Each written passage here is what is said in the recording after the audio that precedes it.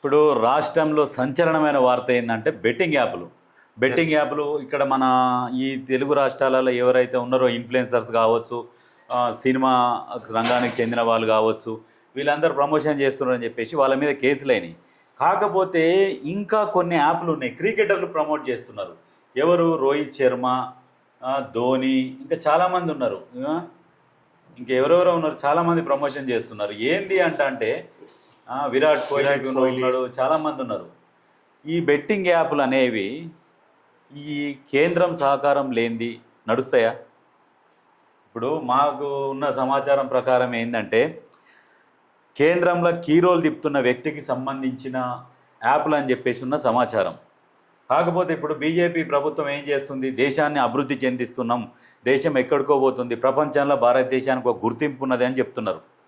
అంతా బాగానే ఉన్నది, కానీ ఇప్పుడు పైకి ఎక్కుతుంటే వెనక నుంచి లాగుతున్నట్టుగానే కదా ఇదంతా. ఇప్పుడు బెట్టింగ్ యాప్లు ప్రమోషన్ చేపిస్తున్నారు, రోజు 1000 కోట్ల ట్రాన్సాక్షన్ జరుగుతున్నది. ఆ డబ్బులన్నీ ప్రజల దగ్గర నుంచి డబ్బులన్నీ ఇట్లా పిండి వసూలు చేసుకుంటున్నారు. అంటే ఇప్పుడు మరి దేశం ముందుకు పోతున్నట్ట, వెనకకు పోతున్నట్ట? అయితే సజ్జన్, ఒక విషయం ఏంటంటే ఐపీఎల్ దాదాపుగా సుమారుగా ఒక 50 డేస్ నడుస్తూ ఉంటుంది. అందులో ఒక 10 టీమ్స్ ఉంటాయి. అయితే ఎవ్రీడే ఒక మ్యాచ్ ఉంటుంది దాదాపుగా. అయితే ఈ ఐపీఎల్ బెట్టింగ్ కోసం నడుస్తుందా, బెట్టింగ్ ఐపీఎల్ కోసం నడుస్తుందా అనేసి ఒక సందేహం ఉంది. బెట్టింగ్ కోసమే ఐపీఎల్ నడుస్తుంది, బెట్టింగ్ కోసమే ఐపీఎల్ నడుస్తుంది. 2007 నుంచి 2008 నుంచి ఐపీఎల్ స్టార్ట్ అయింది. అప్పటి నుంచి బెట్టింగ్ యాప్స్ అన్ని స్టార్ట్ అయినాయి. అయితే ఇందులో ఒక విషయం ఏంటంటే ఇప్పుడు Dream11, ఏదో so and so, My11 circle, ఇట్లా చెప్పుకుంటూ పోతే దాదాపుగా 200 యాప్స్ ఉంటాయి. 200 యాప్స్ ఉంటాయి. ఒక్కొక్క యాప్లో 5 crores 10 crores వరకు ఉంటారు సబ్స్క్రైబర్స్. ఇప్పుడు క్రికెటర్లు కూడా ప్రమోషన్ చేస్తున్నారంటే వీళ్ళు ఆపొచ్చు కదా, ఎందుకు ఆపలేకపోతే? లేదు, వీళ్ళ కంట్రోల్లో లేదు. బెట్టింగ్ యాప్ అనేది పెద్ద వ్యక్తులు, పెద్ద తలకాయలు ఉన్నాయి ఇందులో, పెద్ద వాళ్ళ సపోర్ట్ తోని బెట్టింగ్ యాప్స్ నడుస్తూ ఉన్నాయి. ఇంకొకటి, ఈ సర్వర్స్ కూడా కొన్ని ఇండియాలో ఉంటే కొన్ని వేరే కంట్రీస్ నుంచి ఆపరేట్ అవుతా ఉన్నాయి. కానీ వాస్తవానికి కూడా మన కేంద్రం ఖచ్చితంగా మన నిఘా వ్యవస్థలు ఈ బెట్టింగ్ యాప్స్ ను బంద్ చేయాలనుకుంటే ఖచ్చితంగా బంద్ చేయొచ్చు. కానీ మన గూగుల్లో కూడా అసలు గూగుల్లో ఏంది, ఐపీఎల్ నడుస్తూ ఉంటే Dream11 అని, so and so My11 circle అని ఒకటి వస్తుంది. డైరెక్ట్ క్రికెటర్సే ప్రమోట్ చేస్తా ఉన్నారు బెట్టింగ్ యాప్స్. మరి ఈ నిఘా వ్యవస్థలు ఏం చేస్తున్నాయి, కేంద్ర ప్రభుత్వం ఏం చేస్తుంది, రాష్ట్ర ప్రభుత్వాలు కూడా కేంద్ర ప్రభుత్వం నివేదిక ఇవ్వాలి. ఎందుకంటే మా రాష్ట్రంలో, తెలుగు రాష్ట్రాలలో ఈ social media influencer betting app promote చేయడం వల్ల బెట్టింగ్ ఆడి చాలా మంది ఆర్థికంగా నష్టపోయి చాలా మంది ప్రాణాలు కోల్పోయారు. కాబట్టి ఇందులో మనకి ఐపీఎల్లో కూడా క్రికెటర్స్ ప్రమోట్ చేస్తూ ఉన్నారు. దేశవ్యాప్తంగా యువతను పెడదో పట్టిస్తూ ఉన్నది, ఆర్థికంగా నష్టపోతూ ఉన్నారు. యువతనే బంగారు భవిష్యత్తు ఉండాలంటే దేశంలో వాస్తవానికి ఇటువంటి యాప్స్ ఉండకూడదు. యువత భవిష్యత్తుకు బీటలు వారుతాయి. వాస్తవానికి దేశానికి యువతనే వెన్నుముక. అవును, అట్లాంటి యువతని బెట్టింగ్ యాప్లకు అలవాటు చేసి లాస్ట్కి ఇప్పుడు ఆర్థిక వ్యవస్థని క్షీణింపజేసినట్టే కదా. అవును, మీరు బయట నుంచి ఎంత డెవలప్ చేసుకుంటూ వచ్చినా లాస్ట్కి ఇట్లాంటి వాటికి సపోర్ట్ చేస్తే ఏం లాభం? యువత బాగుపడకపోవడానికి మేజర్ కారణం ఈ బెట్టింగ్ యాప్స్. ఇప్పుడున్న బీజేపీ ప్రభుత్వం గనక ఈ బెట్టింగ్ యాప్లను నిషేధించకుంటే ఎప్పటికైనా బీజేపీ పాతాళానికి పోవడం ఖాయం. ఎందుకంటే డెవలప్ చేస్తున్నాము, ప్రపంచ దేశాలలో భారతదేశం ఇప్పుడు అందరి కనుచూపుల్లో ఉందని చెప్తున్నారు. కానీ వీటిని ప్రమోట్ చేసి వీటిని క్రికెటర్లు వీళ్ళ చేతిలో కూడా లేదంట.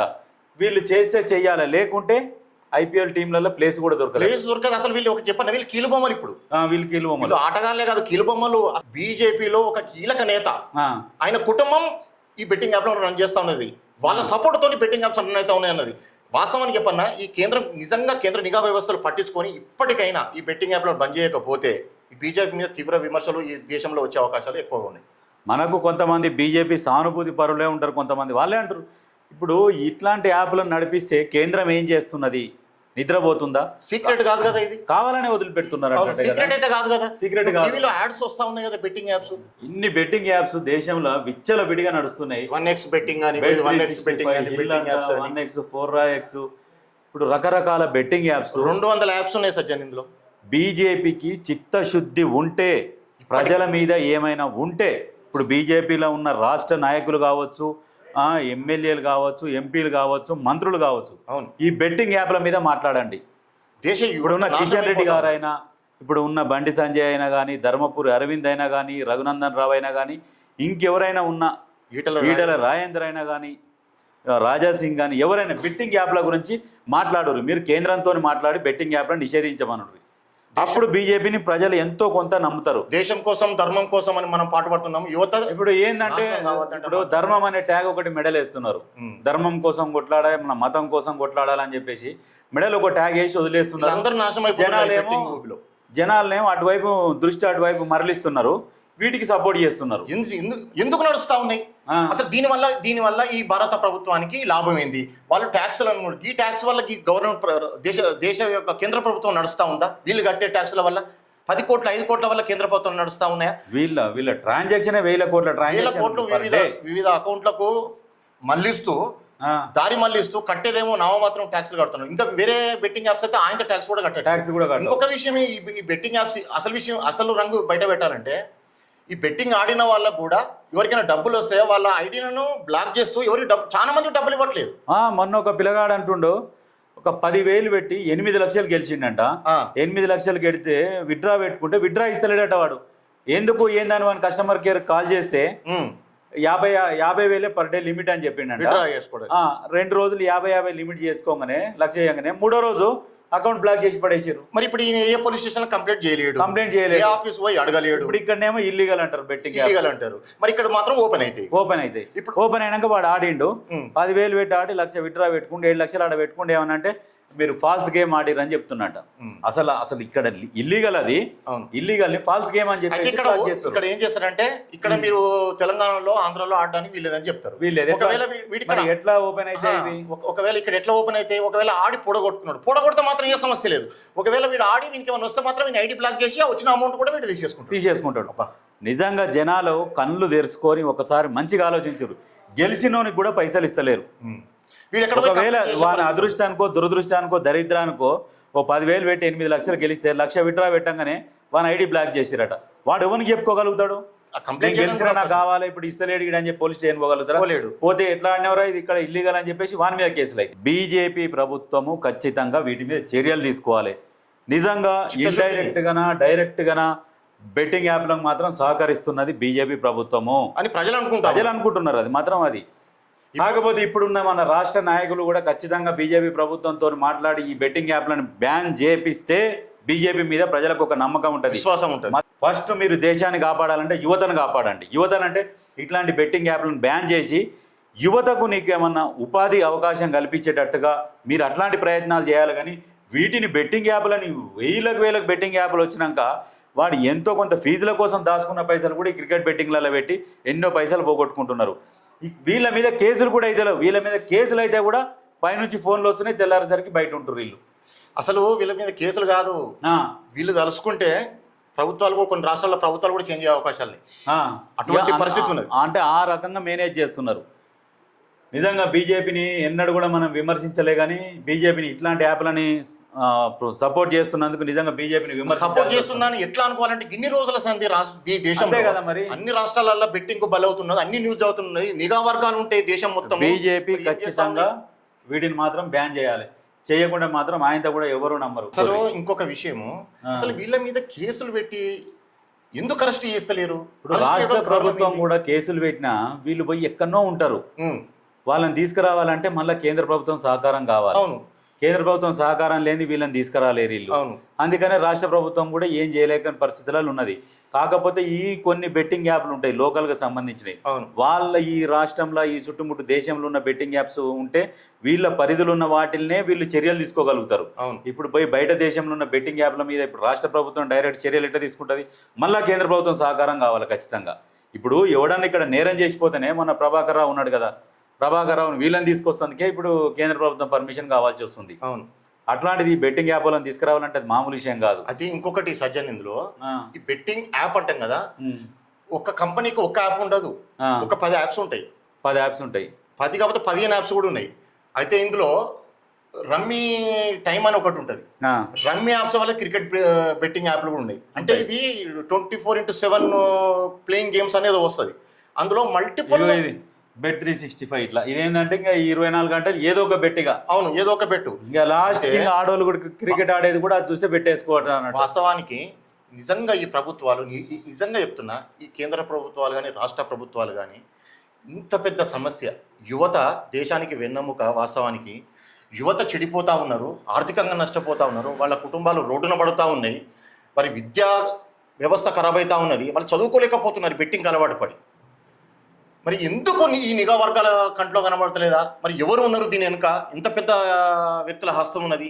అసలు ఇప్పటికైనా దాదాపుగా రెండు రాష్ట్రాలను దాదాపుగా 2 నెలల సంది బెట్టింగ్ అంశం కుదిపేస్తా ఉంది. దీని మీద స్పందించాలి, కేంద్రం కూడా స్పందించి ఇట్లాంటి బెట్టింగ్ యాప్లను బ్యాన్ చేయాలి.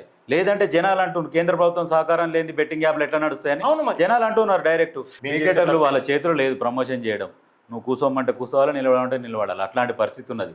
లేదంటే నెక్స్ట్ ఐపీఎల్ ఛాన్స్ ఉండదు, ఇండియన్ టీంలో కూడా ఛాన్స్ ఉండదు. ఆ రకమైన పరిస్థితులను ఎదుర్కొంటూ బెట్టింగ్ యాప్లను ప్రమోషన్ చేయాల్సి వస్తుంది. వీటిని నిర్మూలించాలి అంటే కేంద్ర ప్రభుత్వమే చర్యలు తీసుకోవాలి. కేంద్ర ప్రభుత్వం తలుసుకుంటే ఒకటే నిమిషంలో బ్యాన్ అయిపోతాయి. ఒకసారి టిక్ టాక్ని బ్యాన్ చేయాలని అనుకుంది. టిక్ టాక్ అదేంటి, చిల్లర యాప్, దానివల్ల డేటా అంతా చైనా వాడు సేకరిస్తుందని పనికిరాని టిక్ టాక్ని బ్యాన్ చేసిర్రు. ఇట్లాంటి వాటిని బ్యాన్ చేయాలి. ప్రజలు నష్టపోతున్నారు, వీటి వల్ల నష్టపోతున్నారు. వీటిని బ్యాన్ చేయకుండా ఎంటర్టైన్మెంట్ యాప్ ఒక టిక్ టాక్ ఉంటే దాన్ని బ్యాన్ చేయించారు. దీనివల్ల ప్రభుత్వానికి ఏదో ట్యాక్స్ వస్తూ ఉంది, 30% విన్నింగ్ ట్యాక్స్ వస్తుందని. ఈ ట్యాక్స్ మీద ప్రభుత్వాలు నడువై ఇటువంటి ప్రజల సొమ్ము తీసుకొని అక్రమంగా వాడు దాదాపుగా 1000 కోట్లు వాళ్ళు సంపాదించి 10 కోట్లు 20 కోట్లు 30 కోట్లు ట్యాక్స్ కడితే అది కేంద్ర ప్రభుత్వానికి వస్తే ఆ కేంద్ర ప్రభుత్వం నుంచి మళ్ళీ ప్రజలకు పంచడం, ఇది ఎంత ఘోరం అండి. ఇది ఈ కేంద్ర ప్రభుత్వాలు కూడా నిజంగా కళ్ళు తెరవాల్సిన అవసరం ఉంది. తెరవాలి. కేంద్ర ప్రభుత్వం కళ్ళు తెరిచి ఇట్లాంటి యాప్లను బ్యాన్ చేస్తే కేసులు పెట్టి లోపల ఫస్ట్ లోపలే బ్యాన్ చేయాలి. వీళ్ళు ఆర్థికంగా కూడా వీళ్ళు ఎవరో ఉన్నారు అంతా రికవరీ చేయాలి ఫస్ట్. ఇంకొకటి, ఇందులో 1000 కోట్ల ట్రాన్సాక్షన్ ప్రతి రోజు. అయితే దాదాపుగా మన దేశంలో 140 కోట్ల పాపులేషన్లో సుమారుగా 10 నుంచి 13 కోట్ల మంది ఈ బెట్టింగ్ యాప్స్ రోజు ఆడుతూ ఉన్నారట. ఒక సాధారణ పౌరుడు కూడా 1000-2000 వేసుకుందాం అంటే 20,000 30,000 40,000 50,000 లక్ష ఆడేటోళ్ళు ఉన్నారట. సరే సాధారణంగా 2 నుంచి 3 వేలు వేసుకుందాము, యావరేజ్గా 20,000 కోట్ల ట్రాన్సాక్షన్ జరుగుతూ ఉంది. ఇప్పుడు ఇంత యథేచ్ఛగా నడిపిస్తున్నారంటే ఎట్లా, ఎవరినన్నా సహకారం ఉంటేనే కదా నడిచేది. ఇందులో జైన్స్, అగర్వాల్స్, గుజరాతీస్, ముంబై వీళ్ళే ఉంటారు. ఎవరు సౌత్ నుంచి ఉన్న వాళ్ళు ఎవ్వరు లేరు, వెరీ రేర్, 100 ఒక్కరు. ఇంకొకటి కూడా వీళ్ళ ముంబై, ఢిల్లీ, బెంగళూరు వీళ్ళ ఆఫీసెస్ అని చూపిస్తూ ఉంటారు. ఎక్కడ ఆఫీస్ ఉండదు, ఆఫీసులో అడ్రస్ ఉండదు. వీళ్ళ సర్వర్స్ అన్ని వేరే దేశాలలో ఉంటాయి. మరి ఎందుకు మన దగ్గర బంద్ చేయొచ్చు కేంద్రం? మరి వీళ్ళ వల్ల కూడా డేటా మరి మనది పోతలేదా? వేరే యాప్ డౌన్లోడ్ చేసుకున్నాక డేటా ఎందుకు మరి మరి అప్పుడు పనికిరాని టిక్ టాక్ ని బ్యాన్ చేసినప్పుడు వీటిని కూడా బ్యాన్ చేయాలి కదా. మరి ఈ దేశంలో ఉన్న 29 రాష్ట్రాలు కూడా ఈ బెట్టింగ్ మాఫియా ఉచ్చులో చిక్కుకొని ఇబ్బంది పడతా ఉన్నాయి. ఈ మ్యాచ్లు కూడా నిక్కచ్చిగా జరగట్లేదు. బెట్టింగ్ మాఫియా వాళ్ళు ఈ ఫలితాలను తారుమారు చేసే అవకాశాలు కూడా ఎక్కువ ఉన్నాయి. గతంలో కూడా కొన్ని సంఘటనలు గుర్తు తెచ్చుకుంటే కొందరి క్రికెటర్లతో కూడా బెట్టింగ్ మాఫియా మాట్లాడిన సంభాషణలు కూడా ఆడియో టేప్స్ కూడా బయటకు వచ్చిన సందర్భం ఉంది. బెట్టింగ్ ఆడకుండా ఉండి మనను కాపాడుకోవాల్సిన అవసరం ఎంతైనా ఉంది. ఆలోచించుకోండి ప్రజలు. ఖచ్చితంగా ఎవరిదో ఒకరు సహకారం లేని యాప్లు నడివాయి. ఒకవేళ గెలిచినా కానీ డబ్బులు ఇస్తలేరట. చాలా మంది మాకు ఫోన్లు చేసి కూడా చెప్తున్నారు. ఇక మరి పోలీస్ స్టేషన్కి పోతే పోలీసులు అయింది, ఇది బ్యాన్ అయింది, నువ్వు ఇక్కడ ఆడితే నీ మీద కూడా కేసు అయింది. అందుకనే అన్నీ మూసుకొని కూసోరు మీరు కూడా. బీజేపీ ప్రభుత్వం ఇట్లాంటి వాటిని బ్యాన్ చేస్తే బీజేపీ పార్టీని నమ్మాలి, లేకుంటే బీజేపీ పార్టీని నమ్మొద్దు.